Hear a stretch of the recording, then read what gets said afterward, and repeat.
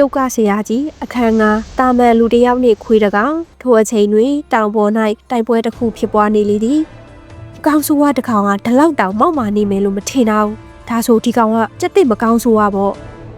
စက်တစ်မကောင်းဆိုးဝါခလေးမာတွေကိုငါတို့လက်ကိုအပ်ပါဒါဆိုရင်မင်းရဲ့အလောင်းအကောင့်တိုင်းဖြစ်စေရမယ်မိန်းကလေးတဦးနဲ့အတူလူငယ်2ယောက်မှအတော်လေးစိတ်အားတက်ကြွနေသည်သူတို့3ယောက်ကစက်တစ်မကောင်းဆိုးဝါအားတရိကန်ပုံတံဝိုင်းထားပြီးအရှုံးပေးရန်ပြောနေလေသည်ဟာလူတေးသေးလေး3ယောက်ကမကောင်းဆိုးဝါကိုတတ်ဖို့ပြောနေကြရလားအာယာလောက်တော့တတိကောင်းလိုက်လေဒီနေ့ဒီသခင်ကြီးစက်တစ်ကမင်းတို့အားလုံးကိုစားပြစ်မယ်စက်တစ်မကောင်းဆိုးဝါမှာရေမောလိုက်သည်သူခနာကိုကလူသားတဲ့ရက်နေတော့လဲခေါင်းနှိခြေလက်များကစက်တစ်အတိုင်းသာရှိနေသည်ပောက်ကရတွေတော်စမ်းဓာတ်ကိုခံယူကြည့်ထို3ယောက်မှာဓာတ်များကိုမြောက်ကလေထဲလက်ညှိုးဖြင့်ထိန်းညှိလိုက်ကြပြီးអော်လိုက်သည်ယူကျန်းရှုလှုပ်ချင်းမင်းဓာတ်3ချောင်းမှာအလင်းစီးချောင်းနှင့်အတူလေထဲပိရမစ်တံဖွဲ့တီးပြီးအတွင်းရှိမကောင်းဆိုးဝါအားလှောင်ပိတ်သည်စက်တစ်မကောင်းဆိုးဝါကျင်းဝါလိုက်ကသူ့ပါဇက်မှတစ်စစ်ရွှေရောင်အမြူတေအားအန်ထုတ်လိုက်လေသည်ထိုအမြူတေမှာစမ်းကျဲသည့်အလင်းတို့နှင့်အတူမကောင်းဆိုးဝါအားဝင်းရံလိုက်၏ဝုန်းတရှိ3ချောင်းမှာအလင်းဆက်ဝင်းအားမထွေးဖောက်နိုင်ကြပေကျင့်ကြံသူ3ယောက်မှာအံ့အားတင်သွားကြသည်ဘလို့ဖြစ်နိုင်ပါလဲသူတို့ကျင့်ကြံပြီးနောက်တောင်အောက်ဆင်းလာကမကောင်းဆိုးဝါနှင့်ပထမဆုံးအကြိမ်ရင်ဆိုင်နေရခြင်းဖြစ်သည်သူတို့စိတ်ထဲထိုမကောင်းဆိုးဝါအားတက်ဖြတ်ကနာမည်ကြီးလာစေရန်လှုံ့ဆော်မိဟုရည်ရွယ်ထားသည်ကံမကောင်းဒီမှာသူတို့ရင်ဆိုင်နေရသည့်ပထမဆုံးမကောင်းဆိုးဝါကထင်သားဒီထက်ကြော်လွန်နေလေသည်ဟမ်နှစ်အနေငယ်လောက်ကြင့်ကြံပြီးရတဲ့သူရဲကောက်လုံနိုင်ပြီလို့တွေးနေရလားအေးကျုပ်ဆိုတဲ့စက်တစ်တခင်စီကနှစ်နေရာကြင့်ကြံပြီးသွားပြီကွမင်းတို့3ယောက်ကိုလက်တစ်ချောင်းနဲ့တည်းတတ်လို့ရတယ်မကောင်းဆိုးဝါမှာထပ်ရှားသည့်မျက်လုံးများနှင့်အတူဝင့်ကြွားစွာပြောလိုက်သည်သူ့မျက်လုံးမှာအနီရောင်အလေးတန်းများကထို3ယောက်အားချုံနှောင်လိုက်လေသည်ထို3ယောက်ကထွက်မပြေးနိုင်တော့ပေသူတို့မြေပြင်ထက်ဒူးထောက်လိုက်ရကဓားများလဲလွတ်ကျသွားသည်မကောင်းဆိုးဝါကအမြူတေအားသိမ့်လိုက်ပြီးကြင့်ကြံသူ3ယောက်အားခေါင်းအစချေအဆုံးကြည့်လိုက်သည်သူအကြည့်များကကြင့်ကြံသူမိန်းကလေးထံအဆုံးသက်သွား၏သူစိတ်လှုပ်ရှားစွာဖြင့်နှကန်းအားတက်လိုက်ကအိုးကြည်စမ်းပါအောင်လူသားမိန်းကလေးရဲ့အရာသာအရန်ကိုကောင်းပါပဲမင်းရဲ့အသားကိုငါဖြည်းဖြည်းချင်းနီးကြည့်မိမှတေးချတယ်ယောက်ျားလေး2ယောက်မှတုံလောက်သွားပြီးအော်ဟစ်လိုက်သည်မကောင်းဆိုးပါမင်းချူနီယာညီမလေးရဲ့လက်ချောင်းကထိရဲငါတက်ပြစ်မယ်ငါတို့ကဝမ်ကြီးအင်မော်ဒယ်ကျောင်းတော်ရဲ့တပည့်တွေပဲငါတို့ကျောင်းတော်ကမင်းတေတဲ့အထိအမဲလိုက်ကြလိမ့်မယ်မင်းရဲ့ပတ်ဝန်းကျင်ကိုကြည်စမ်းပါအောင်ငါဘာကိုကြောက်နေရမှာလဲမင်းတို့အရှိမနဲ့မင်းတို့ရဲ့ဂျူနီယာညီမလေးကိုတကိုက်ချင်းစားပြစ်မယ်မကောင်းဆိုးဝါမှာလောင်ပြောင်ရေးပြောလာသည်ထို3ယောက်လုံးကြောက်လန့်သွားကြသည်သူတို့မျက်နှာထက်တွင်တုံလုံးမှုနှင့်စိတ်ပြတ်မှုတို့ကပြင်းထန်နေလေ၏ယောက်ျားလေး2ယောက်မှသွေးပြက်စွာအော်လိုက်ကြသည်ငါတို့ဂျူနီယာလေးကိုလွှတ်လိုက်စမ်းဘာလို့ငါတို့အရေးမစားတာလဲမကောင်းဆိုးဝါမှာလစ်လျူရှူရေးကောင်မလေးထံချင်းကပ်သွားလေသည်ထိုစဉ်ရုတ်တရက်ကျဲလောင်သည့်အတန်တစ်ခုအားသူတို့ကြားလိုက်ရသည်ထို3ယောက်၏မျက်ဝန်းများထဲတွင်ထိုမျောလေးချက်တို့တောက်ပါလာပြီးလာခဲ့သည့်သူရောက်လာမလားဟုကြည်လိုက်သည်ကံမကောင်းစွာဖြင့်သူတို့ထံလျှောက်လာသည့်တာမန်အနက်ရောင်ခွေးတကောင်ကိုသာမြင်လိုက်မိသည်သူတို့မျောလေးချက်များမှာကောင်းကင်မှမြေပြင်စီသို့ပြုတ်ကျသည့်အလားကင်းမဲ့သွားလေ၏စက်တစ်မကောင်းဆိုးဝါကအေးဆက်စွာပြောလိုက်သည်တာမန်ခွေးတကောင်ကဒီနေရာကိုဘာလာလောက်တာလဲဒီနေ့တခင်ကြီးစက်တစ်စိတ်ကောင်းဝင်နေတယ်မင်းကိုမစားတော့ဘူးထွက်သွားစမ်းဘလက်ကီနည်းနည်းမှပဲတုံလုံးချင်းမရှိကနေရာတွင်သာရှိနေသည်ရုပ်ချီသူ့ပါဆက်ဖွင့်ကအေးဆက်စွာပြောလိုက်လေသည်စက်တစ်မကောင်းဆိုမင်းအခုမှအရှုံးပေးနေလေအရန်နောက်ကျသွားပြီဟမ်မင်းကိုမကောင်းဆိုတေးသေးလေးရလား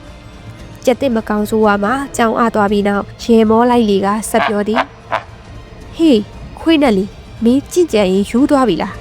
မင်းဘသူ့ကိုပြောနေတာလဲဆိုတာရောသိလားဘလက်ကီပြောလာသည့်စကားကြောင့်ကြင့်ကြံသူ3ယောက်မှလည်းကြောင်အသွားကနားကြားမသည်လားဟုအချင်းချင်းကြည့်မိလိုက်ကြ၏ဒီခွေးကဘာကြောင့်ဒီလောက်ထိယုံကြည်မှုရှိနေတာလဲ။ तू ကစက်တစ်မကောင်းဆိုးဝါးကိုတော့အရင်ဆုံးဒီလိုပြောလာတယ်လား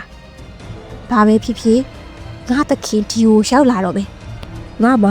မင်းအတွက်ဖြုံးစရာအချိန်မရှိဘူး။ Lucky မောက်မာစွာဖြင့်ခေါင်းခါရမ်းလိုက်သည်။သူဤပုံစံမှာတာမန်မဆန်လွန်းနေပါကတကယ်ဆရာကြီးဟုတေချာပေါက်ထင်မိပါပဲ။ဟာမင်းကကိုဒုက္ခကိုရှာတာပဲ။စက်တစ်မကောင်းဆိုးကြီးမှာရှီမောလိုက်ပြီးကြိုက်စားရန် Blacky ထံပြေးဝင်လာတော့သည်။သို့တော်လည်း Blacky ကနည်းနည်းမှပင်တုံ့နှုတ်သွားခြင်းမရှိပေ ဒီအစာမလှုပ်ရှားပဲလက်မြောက်ကလက်သေးထုတ်လိုက်သည်ရုပ်ချီပြင်းထန်သည့်လေတိုက်ခတ်ခြင်းနှင့်အတူကောင်းကင်မှမဲမောင်သွားသည်အလက်ရောင်တိမ်ဆိုင်များကကြီးမားသည့်ခွေးတကောင်၏လက်သေးအသွေးပေါ်လာခဲ့ကစက်တစ်မကောင်းဆိုဝါထံဆင်းသက်သည်ထိုလက်သေးမှာဘလက်ကီ၏လက်သေးနှင့်တပုံစံနေပင်အလွန်ကြီးမားနေခြင်းသာကွာခြားသည်၎င်းကဗုဒ္ဓ၏လက်ငါးချောင်းတောင်အလားပင်စက်တစ်မကောင်းဆိုဝါမှာဖိအားတစ်ခုတက်ဆင်းလာမှုကြောင့်လှုပ်မရဖြစ်သွားကကြောင်လေးတစ်ကောင်အလားမူလစက်တစ်အသွင်ပြောင်းလဲသွား၏ထိုခွေးမှာညီမြကြောက်မက်ဖွယ်ကောင်းကြောင်နားလည်လိုက်ကသူ့အပေါ်ရှိနေသောအနက်ရောင်တိမ်ဆိုင်များအားတွေးပြတ်စွာကြည့်လိုက်မိသည်ကျွန်တော်ကတင်းငယ်တဲ့စက်တစ်မကောင်းဆိုဝါလေးပါတောင်းပန်ပါတယ်သခင်ကြီးခွေးကျွန်တော်ခွတ်လွတ်ပေးပြီးတော့ထွက်သွားခွင့်ပြုပါတော့ဘမ်ရုပ်ချီလက်သေးချက်ကြီးမှာစက်တစ်မကောင်းဆိုဝါထံတက်ဆင်းလာခဲ့၏စက်တစ်မကောင်းဆိုဝါမှာဖိအားတန်တောက်ခံနိုင်ခြင်းမရှိဘဲဦးကောင်းပွင့်ထွက်သွားခဲ့သည်ထိုအဖြစ်ပြစ်ပြီးသည်နှင့်လက်သေးကြီးပျောက်ကွယ်သွားကကောင်းကင်သည်လည်းဘာမှမဖြစ်ခဲ့သည့်အလားရှင်းလင်းသွားလေသည်အခြားတစ်ပတ်တွင်တော့ကျင့်ကြံသူ၃ယောက်မှာကြောက်ရွံ့ကြီးအလားအသက်ပေမရှူနိုင်ပဲတောင့်ကြီးရပ်နေခဲ့ရ၏သို့တော်လည်းဘလက်ကီကလှဲ့ကွက်သေးသေးသာပြုလုပ်လိုက်သည့်အလားတည်ငြိမ်စွာဖြင့်ရှင်းပြလာလေသည်ကျုပ်သခင်ကတာမန်ပုံစံနဲ့တင်မျိုးလောကမှာအတွေ့အကြုံယူခြင်းတယ်ဒီမကောင်းဆိုးဝါကိုမင်းတို့တတ်လိုက်တာပါလို့ခေါင်းထဲထည့်တာကျုပ်ဘာမှမလုပ်ခဲ့ဘူးတခင်ဒီကိုရောက်လာရင်ကျုပ်လုပ်ခဲ့တာဘာမှမပြောရဘူးကျုပ်တခင်ကိုတာမန်လူအတိုင်းသာဆက်ဆံကျုပ်ကိုလည်းတာမန်ခွေးလိုပဲတည်ထားဟုတ်ပြီလားကျင့်ကြံသူ၃ယောက်မှကြောင်အားစွာခေါင်းငိတ်လိုက်လေသည်သူတို့စိတ်ထဲအကြောက်တရားသာစိုးမိုးနေ၏ထိုခွေးသာဒီလောက်စွမ်းအားကြီးမားနေပါကသူ့တခင်မှာဘယ်အစင်နီကြည်ရသည်မှာတကယ်ဆရာကြီးတယောက်ကတီမျိုးလောကတွေအတွေ့အကြုံယူနေဟန်ရသည်ထို့သောဆိုလျှင်မကြခင်၌တကယ်ပုဂ္ဂိုလ်ကြီးတကယ်ဆရာကြီးအားတွေ့ရတော့မည်ဟုဆိုလိုလိုက်ခြင်းမဟုတ်လောဘလက်ကီလီနေဖန်အော်ခေါ်ကတောင်ပေါ်သို့တက်လာလေသည်ထို့နောက်သူဘလက်ကီကဒေါသတချီခောက်လောက်ပြီးအော်ငေါ့တော့၏မင်းငါလိုက်ခေါ်တာမကြောက်လားဘာလို့တော့မမြဲပြေးနေရလဲမင်းအရှုပ်ထုတ်ပဲကွာ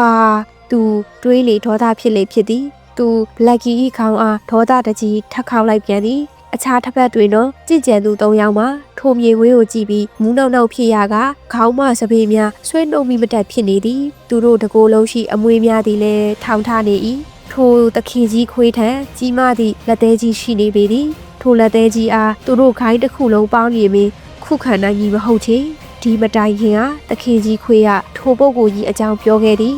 တခင်ကြီးခွေးယူသွတ်သွားမိအားစိုးရိမ်သောကြောင့်ထိုမြေခွေးအားသူတို့မကြည့်နိုင်တော့ကမျက်လုံးမိတ်ထားမိလိုက်သည်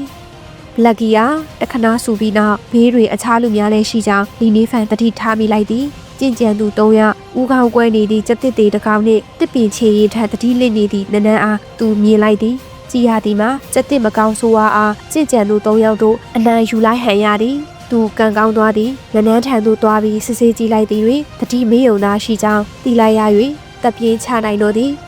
ကျွန်တော်လီနေဖန်မှာဒီကသူရဲကောင်း၃ယောက်ကမကောင်းဆိုးဝါကိုတပ်ပြီးနန်းနန်းကိုကဲတင်ပေးတဲ့အတွက်ကျေးဇူးပါပဲ